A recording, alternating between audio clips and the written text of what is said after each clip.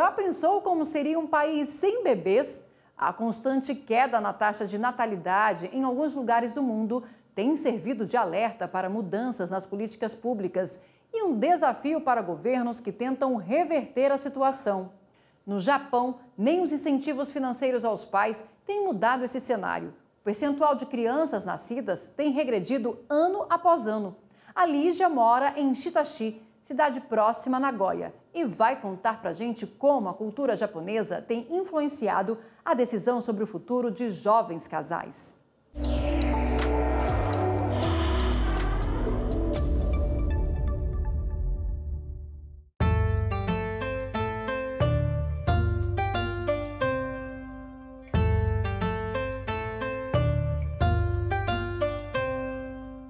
Oi, meu nome é Lígia, sou de São Paulo, moro no Japão há 5 anos e trabalho com pessoas com deficiência tanto física quanto intelectual.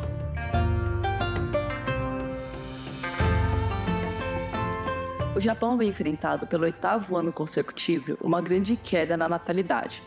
Os casais com mais de 30 anos até têm filhos, mas os casais mais jovens, além de não quererem e não terem interesse por ter filhos, eles sequer têm entrado em relacionamentos fixos como casamento, por exemplo.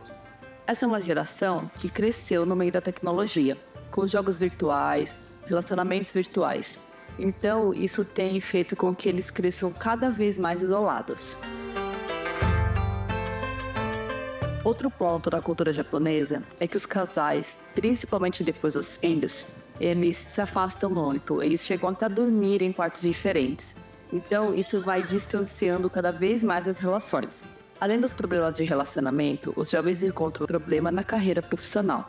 As pessoas inseridas no mercado de trabalho, principalmente as mulheres, não estão dispostas a largar a sua carreira para cuidar de uma criança.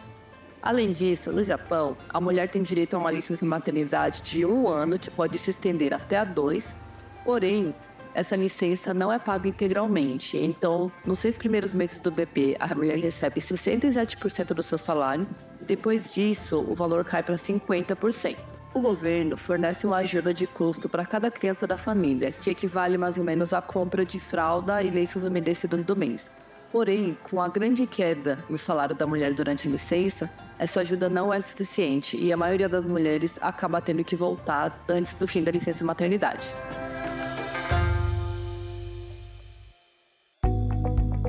Em 2023, a Coreia do Sul registrou apenas 230 mil nascimentos, o menor número desde 1970. A taxa de fecundidade, que é o número de filhos esperado por mulher, caiu para 0,72. Isso coloca a Coreia do Sul como o país com a menor taxa de fertilidade dentro da Organização para a Cooperação e Desenvolvimento Econômico, a OCDE. E também onde as mulheres têm o primeiro filho mais tarde, em média aos 33 anos de idade. No Japão, o número de nascimentos em 2023 caiu pelo 8º ano consecutivo. Chegou a 758.631, o que significa 5,1% a menos que no ano anterior. A taxa de fecundidade caiu de 1,26 para 1,20 em 2023. Para falar sobre esse assunto, convidamos a advogada e professora de Direito Internacional, Amina Welten Guerra. Doutora Amina, seja bem-vinda ao Como Funciona Aí. Eu queria que você começasse explicando qual é a média mundial de filhos por mulher e qual o impacto que essa baixa natalidade traz globalmente. De fato, a gente tem observado uma transformação demográfica no mundo. O relatório das Nações Unidas, produzido pelo Fundo de População das Nações Unidas, que é uma agência, né, de desenvolvimento internacional da ONU, tem apontado para essa redução da taxa de fecundidade, que é justamente essa média mundial de filhos por mulher. Então, por exemplo, nos anos 60, entre os países da OCDE, a média de nascimentos era de 3,3 filhos por mulher, passando para 1,5 em 2022. Então, a gente vê dados tanto dessa agência das Nações Unidas, quanto da própria OCDE, que vem apresentando estudos a respeito dessas tendências, né, de queda de natalidade, e também, por exemplo, revistas científicas como a The Lancet trazendo, né, esses elementos. E o principal aspecto de impacto vai ser justamente a preocupação na redução da força de trabalho e a sobrecarga que isso pode gerar nos sistemas de saúde e nos sistemas de seguridade social, com a população ficando sempre mais velha e menos pessoas nascendo. E aqui no Brasil, a gente também segue essa tendência mundial de redução? Sim, no Brasil, a média de filhos por mulher, de acordo com essa agência da ONU, que nós comentamos, que é o Fundo de População das Nações Unidas, é de 1,6. E o censo do IBGE também vem apontando essa tendência, né, nos últimos anos, indicando que a população brasileira ela vem crescendo em níveis sempre menores. E acompanhado a isso, a gente observa também um aumento da expectativa de vida global, né? No Brasil, a gente tem homens com a expectativa de vida de 73 anos, mulheres de 79 anos, e esse envelhecimento da população é um resultado natural, né, de um aumento da longevidade, da queda das taxas de fecundidade, o que pode apontar justamente no sentido de um maior desenvolvimento econômico, social, né, não necessariamente algo negativo para o futuro. Vamos voltar ao Japão. O país com a população mais idosa do mundo enfrenta desafios principalmente ligados à previdência e à falta de profissionais no mercado de trabalho. Por lá, 1 em cada 10 pessoas tem 80 anos ou mais.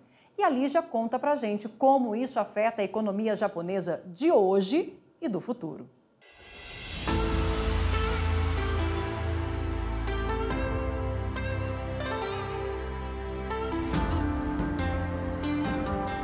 Essa grande queda na natalidade traz um impacto muito importante na economia do país, pois existe uma diminuição da população economicamente ativa, o que gera um transtorno no setor de previdência social, pois eles têm dificuldade em pagar a aposentadoria para os idosos que estão aqui nesse momento. Além disso, existe uma previsão no aumento da dificuldade em pagar essa aposentadoria para as gerações futuras. Outra consequência do envelhecimento do país é a falta de profissionais. Por conta disso, o Japão recebe estrangeiros para todo tipo de trabalho, seja braçal, seja profissionais especializados como engenheiros, por exemplo. Os japoneses são criados com uma cultura diferente dos brasileiros, são mais frios. As crianças elas adquirem uma independência mais cedo, porém muitas vezes falta acolhimento e suporte emocional, o que muitas vezes é visto como fraqueza para eles.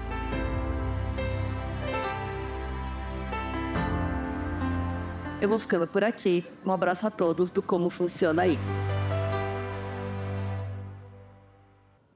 Doutora Amina, a gente viu a Lígia contar aí das estratégias do governo japonês para incentivar os casais. Queria que você desse exemplos. Tem outros países que também adotam estratégias, muitas vezes até financeiras, né, para incentivar os jovens casais a terem mais filhos?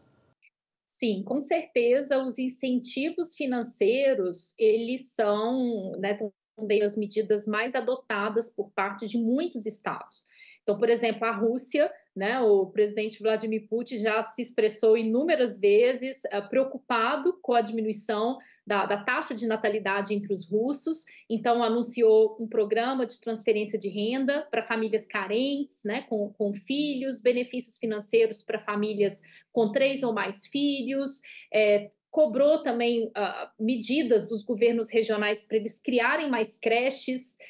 A Itália também, né, recorre a incentivos financeiros para estimular seus cidadãos a terem mais filhos. A gente vê, por exemplo, os países escandinavos, né, a Suécia, que hoje tem uma taxa de natalidade de 1,9 filho por mulher, né, segundo o Banco Mundial, também tem adotado a política dos incentivos financeiros. Interessante que a Hungria, por exemplo, ela começou a fornecer tratamento gratuito de fertilização in vitro para casais em clínicas estatais, como uma estratégia para aumentar também a população. Então, o que a gente vê basicamente são esses incentivos financeiros que nem sempre funcionam, e as Nações Unidas elas apontam que os incentivos financeiros, mas junto às ofertas de creches e também as licenças maternidade e paternidade, são tentativas mais positivas de buscar aumentar essas taxas de natalidade. A gente tem alguma previsão legal aqui no direito brasileiro sobre incentivo a esse tipo de fertilização ou tratamentos para casais que querem ter filhos, conseguir de uma forma mais acessível? Bom, nós temos uma previsão, né, dentro da nossa Constituição Federal a respeito do próprio planejamento familiar, e nós temos a política do SUS, né? O SUS ele adota a Política Nacional de Atenção Integral à Saúde da Mulher, que é construída em parceria com uma série de movimentos de mulheres, e incorpora essa ideia dos direitos reprodutivos, dos direitos sexuais das mulheres. Essa baixa natalidade tem relação com o desenvolvimento do país? Os países menos desenvolvidos, por outro lado, têm uma taxa de natalidade maior?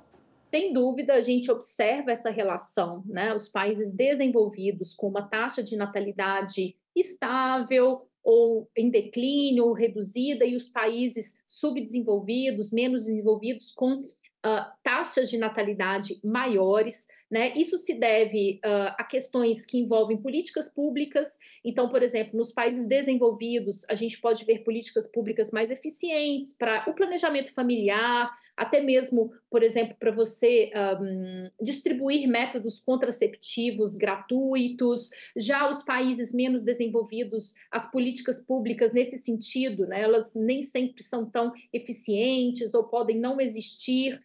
Boa parte da população nos países menos desenvolvidos vive numa situação de pobreza, às vezes sem muitas perspectivas futuras, e hoje a gente sabe que o planejamento familiar está muito ligado às novas perspectivas, sobretudo que as mulheres têm também de se inserir no mercado de trabalho.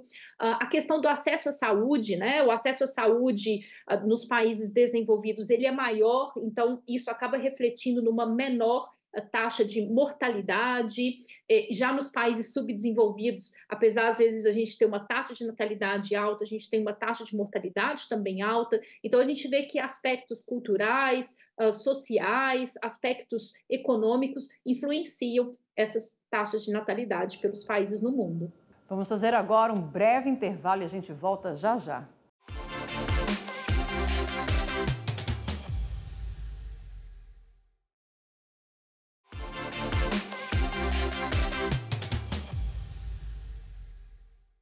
Como Funciona Aí está de volta, e a baixa natalidade não é um desafio exclusivo dos países asiáticos.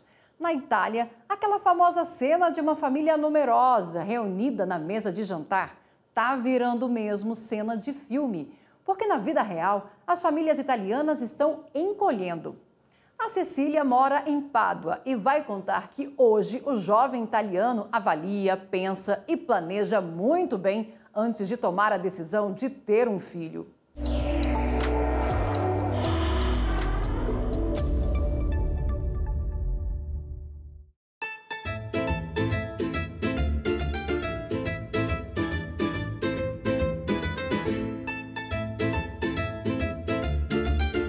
Olá, meu nome é Cecília, eu sou de Florianópolis, Santa Catarina. Hoje eu vivo em Pádua, na Itália. Vivo aqui desde 2019. Sobre a questão de baixa natalidade aqui na Itália, é uma situação bem complicada. Em 2022 foi feito o último censo em que a Itália chegou no ponto na taxa de natalidade mais baixa da sua história. E também dentro da União Europeia, a Itália é o país com a taxa de natalidade mais baixa, né? Está abaixo, inclusive, da média europeia. O motivo principal, o primeiro motivo, né, que os jovens e mulheres relatam do porquê não querer ter filhos, é a questão financeira. Ter um filho aqui na Itália hoje tem um custo muito alto. Existem creches, universidade e a saúde pública, porém até isso é pago. A diferença entre as públicas e as privadas é porque as creches, universidades e a saúde pública são mais baratas do que as privadas, mas ainda assim são pagas. E para os jovens que começam a sua primeira experiência de trabalho como estágio entre os 25 e 28 anos de idade, a sua independência financeira vem muito mais tarde. tendo como consequência eles viverem com os pais por muito mais tempo. Então, na cabeça deles, é uma coisa simples. Eu não posso ter um filho agora se eu ainda estou trabalhando com estágio, se eu ainda estou fazendo um estágio. Então, para eles, tem uma sequência. Eu vou primeiro começar a trabalhar, me estabilizar, vou comprar uma casa, um carro, vou casar, e aí então eu vou pensar em ter filhos. Isso é um pensamento muito comum entre a maioria deles, né? Eu namoro um italiano. Hoje ele ainda faz um estágio. E quando eu pergunto para ele sobre você quer ter filhos, a resposta geralmente é: eu gostaria, porém, não, no momento. Então é uma decisão muito racional, não é uma decisão feita à base de emoções.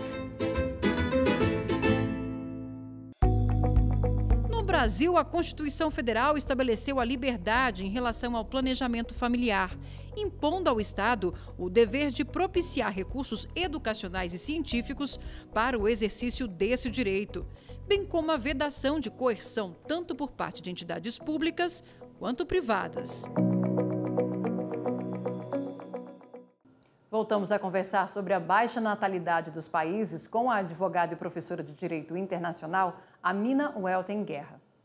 Doutora Amina, a gente sabe da existência de países que mantêm uma política rígida de controle de natalidade, mas existem tratados internacionais que possam garantir às pessoas que elas tenham autonomia para tomar decisão sobre a sua saúde reprodutiva, seu direito sexual? Sim, nós temos a Convenção sobre a Eliminação de Todas as Formas de Discriminação contra a Mulher, que é uma convenção de 1979. Essa convenção, ela fala sobre a importância de se proteger a saúde, a segurança da mulher, as funções de reprodução da mulher, fala da importância do planejamento familiar como forma de você impedir discriminações contra a mulher, e fala também da importância e da obrigação que os Estados-partes têm de adotar medidas que possibilitem às mulheres acesso a serviços médicos, né, inclusive ao planejamento familiar. Então, sim, coloca tanto quanto um direito da mulher poder ter acesso ao planejamento familiar, quanto uma obrigação do Estado em adotar todas as medidas para que as mulheres tenham acesso à informação, a aconselhamento, né, a serviços. E um outro elemento que a gente pode citar foi a Conferência Internacional sobre População e Desenvolvimento, que foi realizada no Cairo, nos anos 90, que foi quando esse tema, né, do direito das mulheres, do direito sexual das mulheres, começou a ser colocado em evidência. E aqui no Brasil, nós temos leis que asseguram à mulher um acesso a uma gestação planejada? Sim, nós temos as próprias políticas públicas do SUS, né? Nós temos essa previsão do planejamento familiar dentro da nossa Constituição. O SUS, ele oferece também uma série de métodos contraceptivos, né? Por exemplo, o DIU, anticoncepcionais, a camisinha feminina. No caso das gestantes, a gente tem toda a política do SUS com a realização do pré-natal, né, o acompanhamento durante a gravidez, durante o puerpério.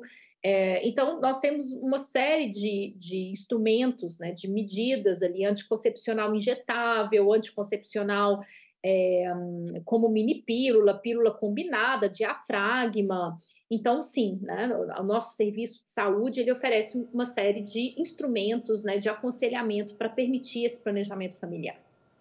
Vamos voltar à Itália. A Cecília explica que até o Papa já fez um apelo ao governo para adotar soluções que revertam a baixa natalidade do país. Mas nem o apelo do Papa e nem a ajuda financeira têm mudado esse cenário.